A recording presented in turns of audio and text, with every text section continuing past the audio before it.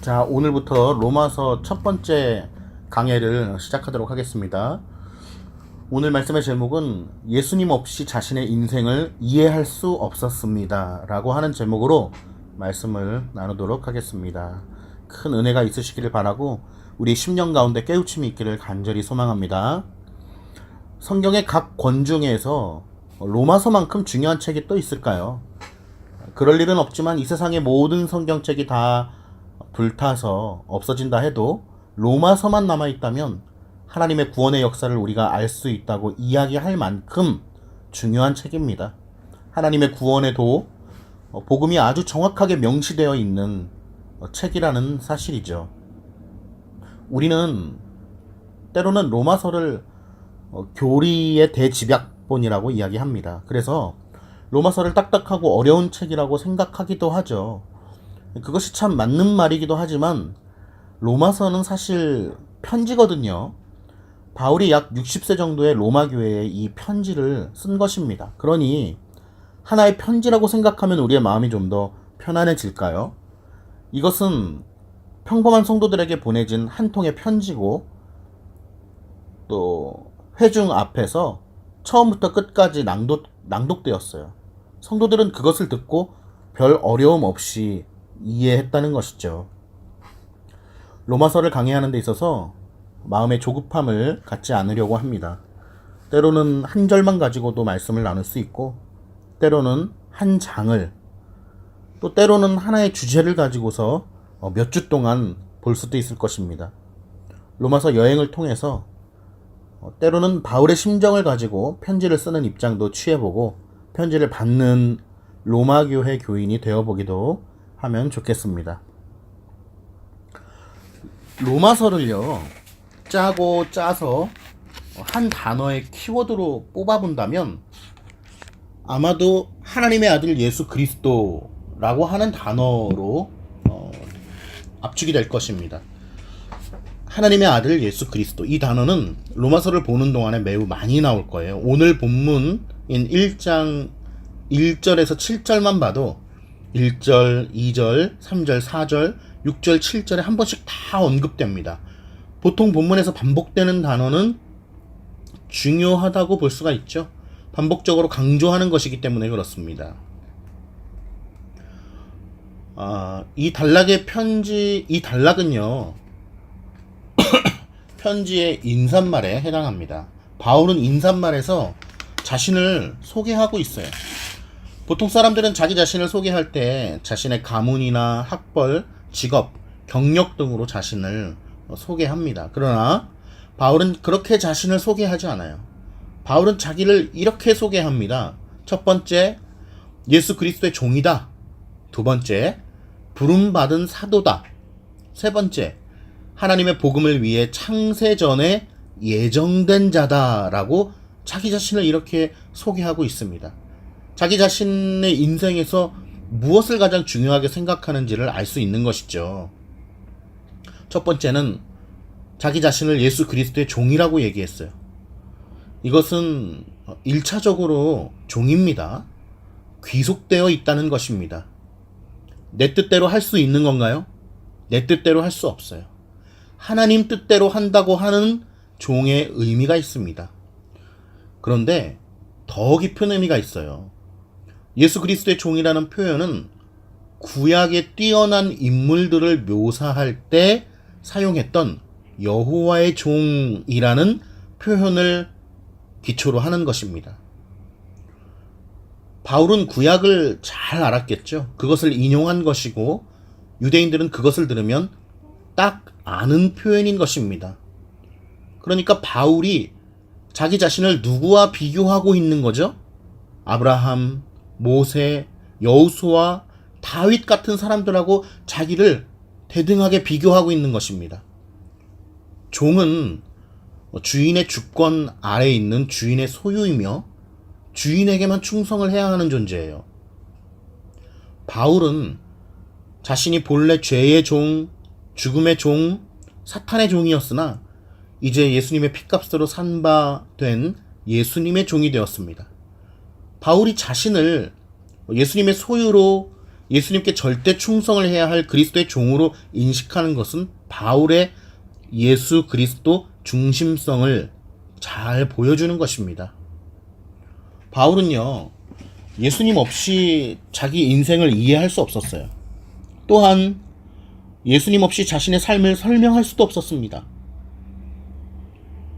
바울에게 예수님은 자기 삶의 기초요, 중심이요, 목표였죠. 이러한 예수 그리스도 중심성은 바울뿐만이 아니라 모든 성도의 특징이 되어야 합니다. 내 인생이 내 것인 줄 알았는데 예수님 것인 줄 알게 되어지는 것입니다. 우리는 하이델베르그 요리문답 제1문답을 잘 기억하고 있습니다. 무엇이죠? 사나 죽으나 당신의 유일한 위안은 무엇입니까? 사나 죽으나 나는 나의 것이 아니요 몸과 영혼이 모두 다 신실하신 구주 예수 그리스도의 것이다. 이것이 우리의 삶 가운데 가장 으뜸되는 유일한 위안이라는 것입니다. 이것이 바로 예수 그리스도의 중심성을 견지하는 것이죠. 바울은 두 번째로 자기 자신을 이렇게 소개합니다. 사도로 부르심을 받았다고 합니다. 사도가 무엇입니까? 특별한 사명을 위해서 선택받아서 파송된 자로서 자기를 보내는 자를 대표할 충분한 권위를 가지는 자입니다. 요즘 용어로 하면 전권대사입니다. 특사로 대통령 대신에 파견된 사람들을 알고 계시죠? 대통령의 권위를 가지고 대신 간 것입니다. 다른 나라에 파견되어 있는 대한민국 전권대사가 대한민국의 청와대에 있는 대통령과 다른 뜻을 가지고 누군가를 만나서 대화하고 일하는 것은 상상할 수 없는 일이죠. 바울은 자신이 예수 그리스도의 전권대사로 부르심을 받았다고 주장하고 있습니다. 그러므로 바울의 일은 곧 누구의 일입니까? 그리스도의 일이 되는 것이죠. 그리스도를 대신해서 일하는 것을 말합니다. 그러므로 사도 바울의 말은 자연인 바울의 말이 아닙니다. 계시받고 영감받은 하나님의 말씀인 것이죠. 세 번째로는 자기 자신을 이렇게 소개합니다. 하나님의 복음을 위해 택정함을 입은 사람이다. 언제 택정함을 입었습니까? 갈라디아서 1장 15절에 보면 이렇게 나와 있어요. 내 어머니의 태로부터 나를 택정하셨다.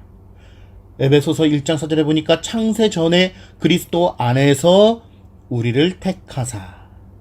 바울은요, 자신의 구원이 결정되고 자신의 사역이 결정된 것이 자기가 사도로 부르심을 받기 훨씬 이전 어머니의 태,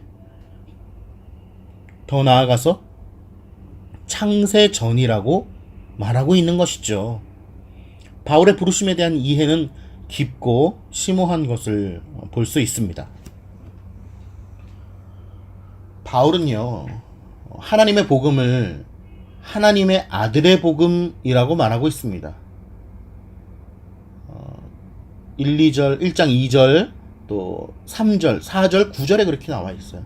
하나님의 아들의 복음이 무엇일까요? 바울이 복음에 대해서 이야기할 때요,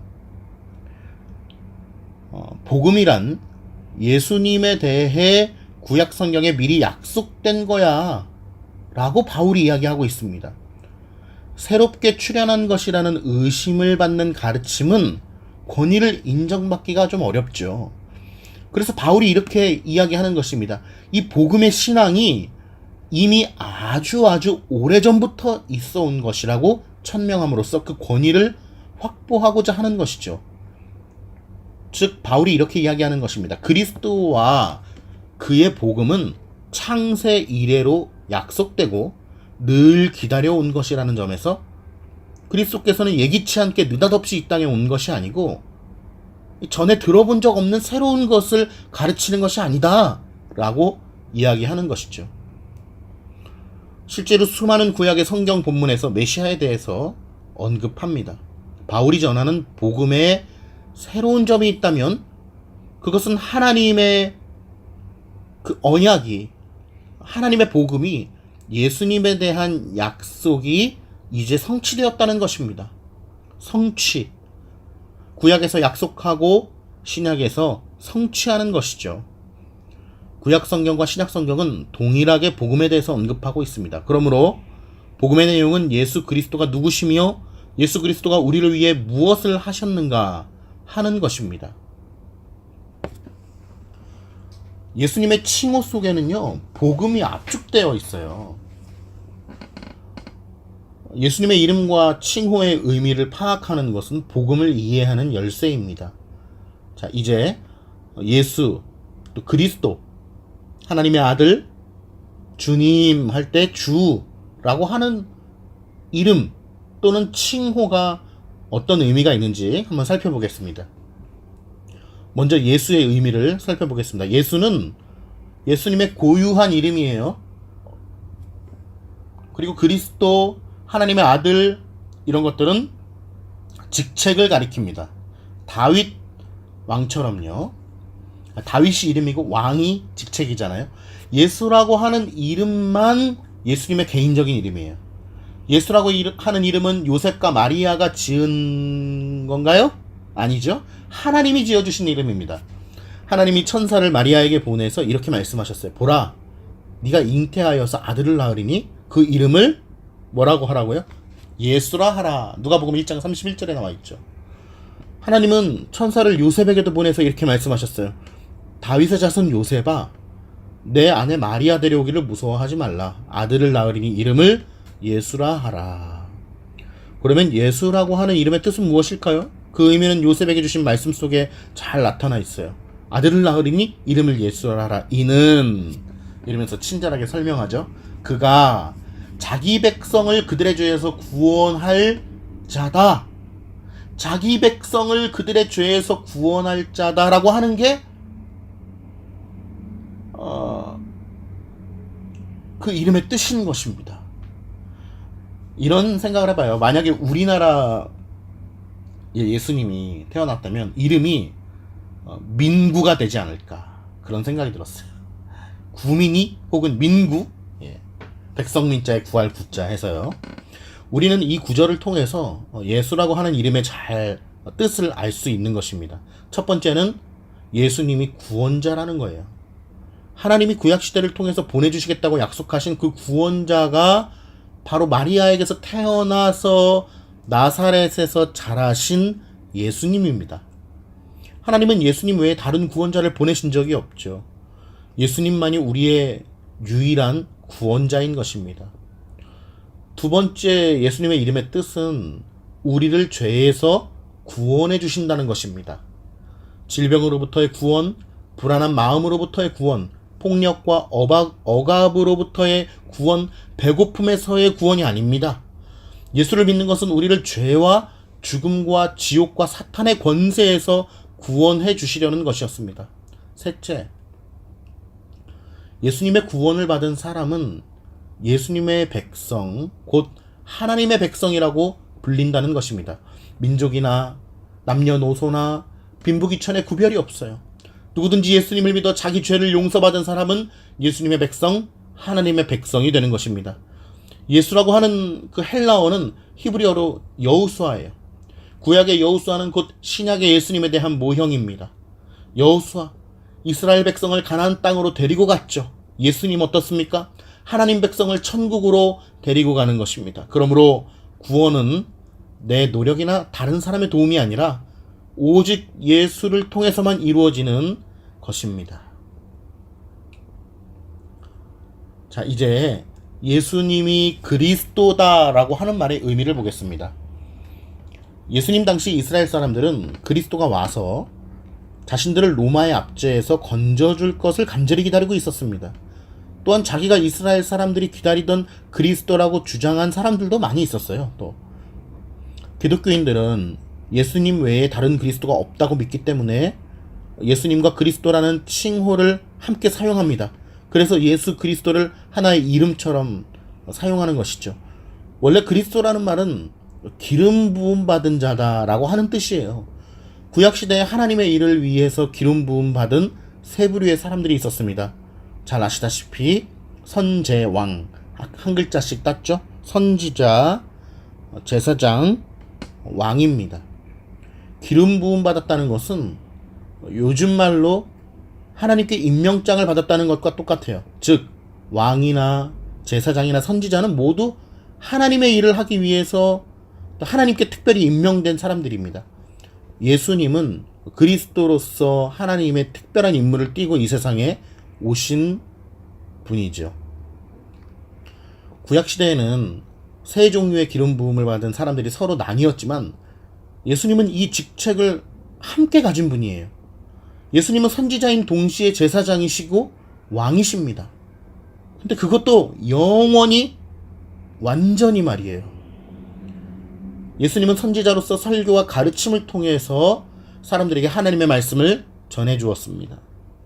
예수님은 또한 제사장으로서 우리의 죄를 용서받게 하기 위하여 자신의 몸을 친히 제물로 삼아서 하나님께 영원한 제사를 드렸습니다. 예수님은 또한 왕으로서 하나님 나라의 원수들인 죄와 죽음과 사탄을 물리치고 우리를 죄와 사망과 사탄의 지배에서 건져주며 우리와 온 세상을 다스리는 분입니다.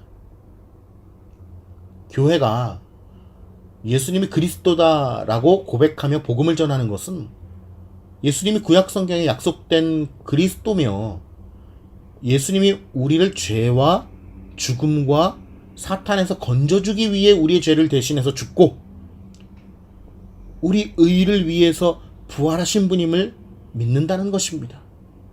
또한 예수님이 지금도 하나님 보좌 우편에서 성령과 말씀으로 우리에게 계속 하나님의 뜻을 가르쳐주는 선지자적 사역을 감당하고 계십니다.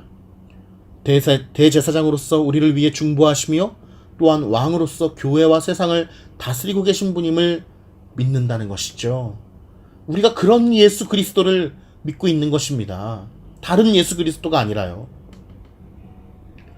자, 이제 예수님이 하나님의 아들이라고 하는 의미를 보겠습니다. 예수님을 우리가 하나님의 아들이라고 부르는 것은 하나님 아버지와 하나님의 아들인 예수님이 모두 동일한 신격을 가지고 있다는 뜻이에요. 예수님이 이렇게 말씀하셨죠. 요한복음 10장에 보면 아버지와 나는 하나다 라고 말하자 유대인들이 예수님을 돌로 쳐 죽이려고 했던 이유가 바로 이겁니다. 예수님이 하나님을 나의 아버지라고 부른 것은 유대인들이 듣기에 곧 자신이 하나님이라고 주장하는 것과 동일했어요.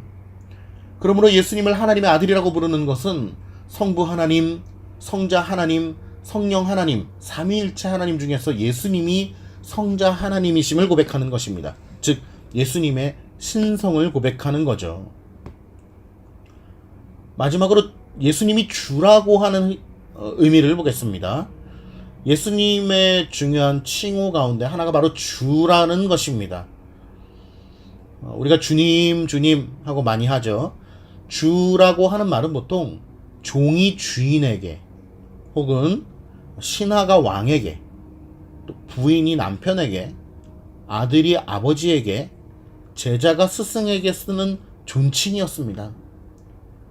또한 이 주라는 말은 신들에 대한 일반적인 명칭으로 사용되기도 했습니다. 그래서 로마 황제를 숭배하는 문맥에서 로마 황제를 주라고 부를 때는 로마 황제를 신격화하는 의미가 있습니다.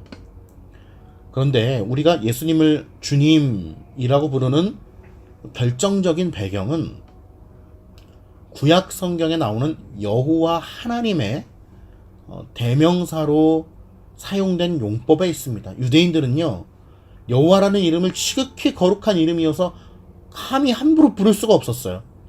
구약 성경을 읽을 때 여호와라는 글자가 나오면 발음을 하지 않고 주라는 말로 바꿔서 읽었습니다. 히브리어 구약 성경을 헬라어로 번역한 70인역에서는 여호와라는 말을 1000번 이상 주라고 번역했어요. 그러므로 부활 이후에 높임을 받으신 예수님께 주라고 고백하는 것은 구약의 여호와 하나님께 대한 내용을 예수님께 그대로 적용한 것입니다. 그러니까 예수님도 주님, 여호와 하나님도 주님이라는 거예요. 예수님의 부활을 본 제자 도마가 요한복음 20장 28절에서 이렇게 얘기했습니다. 나의 주, 나의 하나님이라고 한 것은 바로 예수님의 신성을 고백한 것입니다. 그러므로 예수님을 주라 부르는 것은 곧 예수님을 하나님이라고 부르는 것입니다. 예수님을 주라 부르는 사람은 자신의 삶의 모든 영역에서 예수님의 주 되심을 드러내야 합니다. 시간과 돈을 어떻게 사용하는지 보면 그 사람의 주인이 누구인지 알 수 있어요. 우리는 시간과 돈을 얼마나 주님을 위해 사용하며 주님의 뜻에 맞게 관리하고 있습니까? 예수님을 주라고 부르는 것은 내가 가진 모든 것, 생명, 건강, 재능, 시간, 물질 등이 모두 다 예수님의 것이라고 인정하면서 사는 것입니다.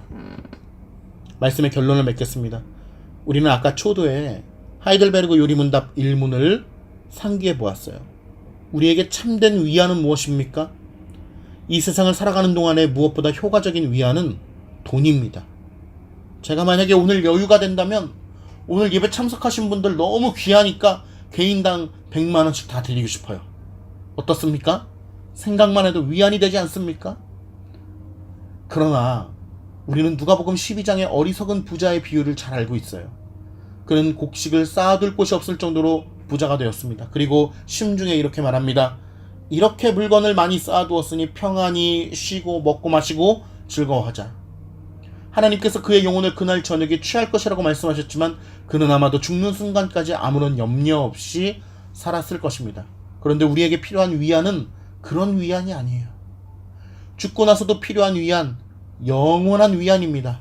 돈은 살아있을 때만 위안이 조금 됩니다. 죽음 이후에는 아무런 소용이 없어요. 부자와 나사로의 이야기도 우리는 잘 알고 있죠. 아브라함이 부자에게 물 한 방울의 자비조차 베풀 수 없는 이유를 이렇게 설명합니다. 너는 살았을 때 좋은 것을 받았고 나사로는 고난을 받았으니 이것을 기억하라. 이제 저는 여기서 위로를 받고 너는 괴로움을 받으리니라 라고 이야기했어요. 이 세상에서 받았던 위안이 영원한 세상에서의 위안을 보장해주지 못한다는 것입니다. 저는 오늘 여러분에게 100만 원씩의 위안을 드릴 수는 없어요. 근과 음은 내게 없지만 내게 있는 이것을 주노니 나사렛 예수 그리스도의 이름으로 여러분에게 드립니다. 영원하신 그분의 은총과 사랑으로 참된 위안을 받으시기를 주님의 이름으로 축원합니다. 아멘.